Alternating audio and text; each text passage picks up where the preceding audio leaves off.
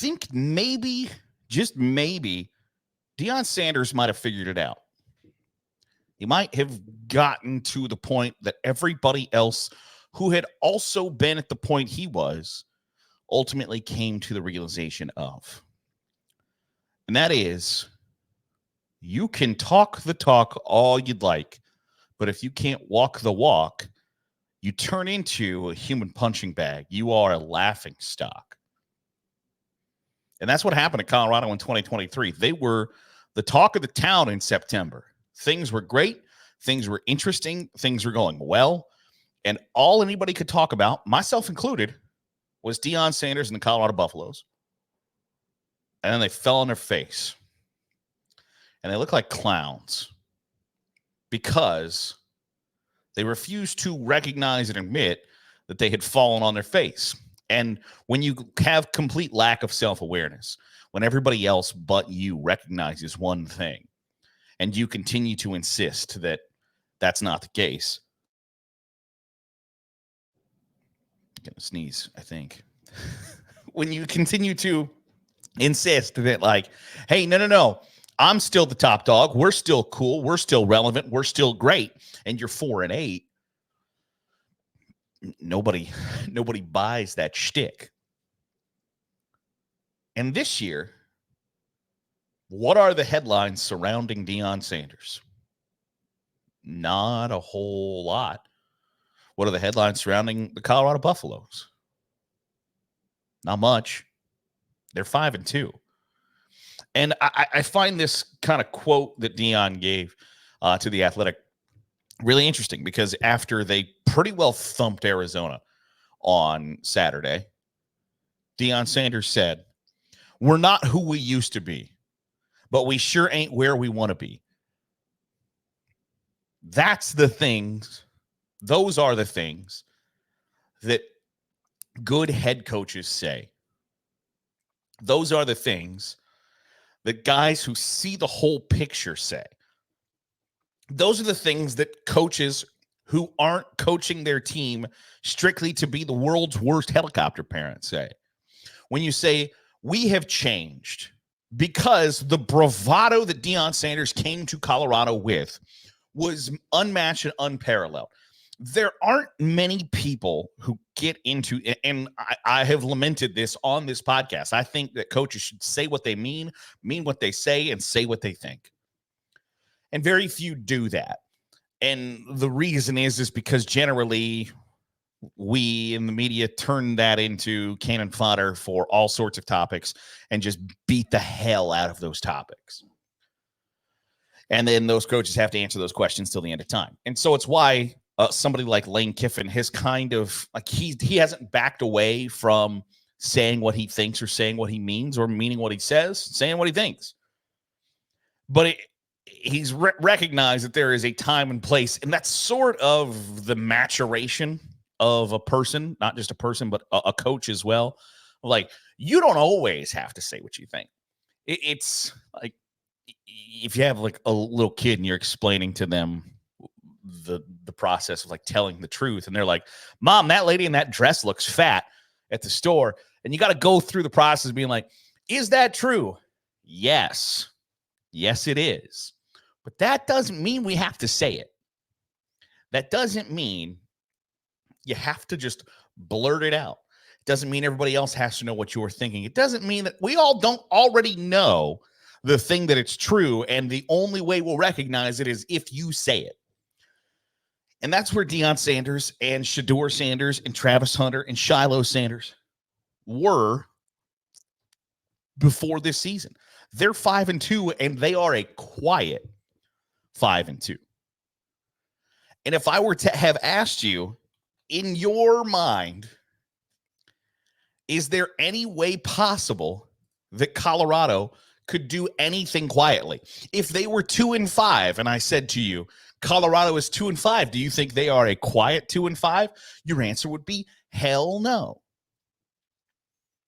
Because history tells you that Deion Sanders is going to be flashy. Deion Sanders is going to talk. Travis Hunter is going to be flashy, and Travis Hunter is going to talk, and Shiloh Sanders is going to talk, and Shedeur Sanders is going to talk. And for the most part, they've shut up. And they've done their talking on the field, which is what everybody else who's been in that situation kind of gets to. Lane Kiffin does not speak with the brutal honesty that he once did, or the sharp wit, or whatever the case may be. He still says, I think for the most part, a lot of things that he thinks or feels and means them, but he doesn't say them with the arrogance that he once did. Nick Saban used to speak with a bit of an arrogance. And you know what? When you win title after title after title, you get to say those things. It's sort of a similar situation with like Dabo Swinney, right? Dabo Swinney, you can say a lot of things when you are on top. But the second you fall off that perch, you need to then like reassess where you are. And I don't know that he did that. And for Deion Sanders, it was kind of the reverse, right? Like you come in very braggadocious, very arrogant, speaking condescendingly to the players that are in your program, and then things don't go well for you, and you continue to be braggadocious, arrogant, cocky, and condescending. That's a bad mix. Sucking at your job and being arrogant, condescending prick are not, like, that is not connect the dots that is easily put together. And so, like, yes, earlier in the season, did Deion Sanders have a situation where he basically said, like, I'm not answering questions from CBS, and that reporter's not allowed to be here because he's a jerk? Yes. Outside of that, they have quietly went about their business. Their two losses are to Kansas State, who's in the top 25, and Nebraska, who, before they got their ass kicked by Indiana on Saturday, you could have argued should have been in the top 25. Colorado has lost to two football teams that are better than them. And they've taken care of business outside of that. And I don't know that I ever would have thought that we would be here, that we would get to the point where Deion Sanders would say, we're not who we were. We have figured out some things, and we have recognized that maybe it would be a little bit better for us if we let the play do the talking instead of running our mouths and then hoping to God that we can back it up. Because there is nothing more powerful than kicking somebody's ass and you don't have to say a word. You don't even have to point to the scoreboard. You don't have to go, because you know that you just kicked their ass and they know that you just kicked their ass. There is not a more powerful thing in college football than that. And you know what? Deion Sanders in Colorado, they kicked UCF's ass. They kicked Arizona's ass on the road. You don't have to talk. You don't have to say anything. Travis Hunter has been on a podcast talking about how it's not fair that Ashton Jeanty is viewed higher than him in a Heisman Trophy ballot, because if he had 95 touches, what do you think he would do with the ball? Yes, that is self-indulgent and ridiculous, and Deion Sanders could probably address that and be like, hey, who cares? Who cares about that? Because we need to focus and put our efforts towards something else. But Colorado's 5-2. They are almost assured a bowl game. They don't have any more ranked teams on their schedule the rest of the way. They play Cincinnati, Texas Tech, Utah, Kansas, and Oklahoma State.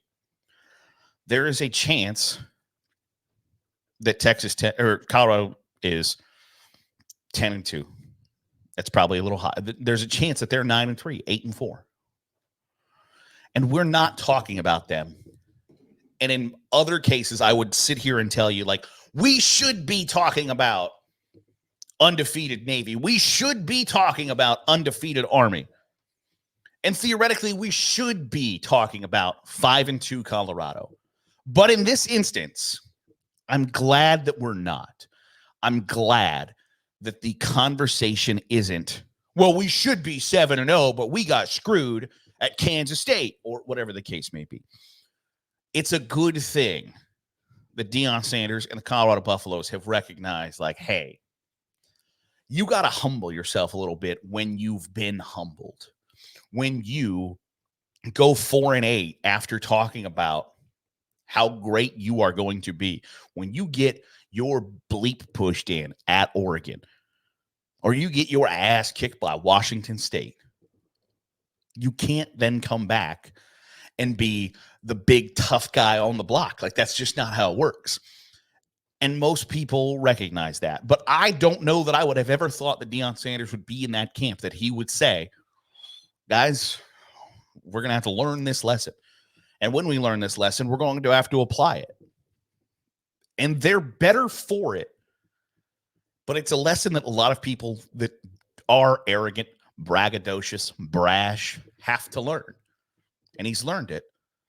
And I think they're better for it. So I'm glad that we're not talking every week about 5-2 Colorado, because that means they're put kind of in their right basket of where they deserve to be talked about. It's not fluff. It's not manufactured. It's not man-made. They are being judged by what they are doing on the football field right now. And I think that's what everybody should kind of strive for. Want to know your thoughts in the comments below. Let me know. You think Deion Sanders needs to turn back on the braggadocious, turn back on the cocky, or is Colorado right where they belong? Let me hear from you in the comments down below.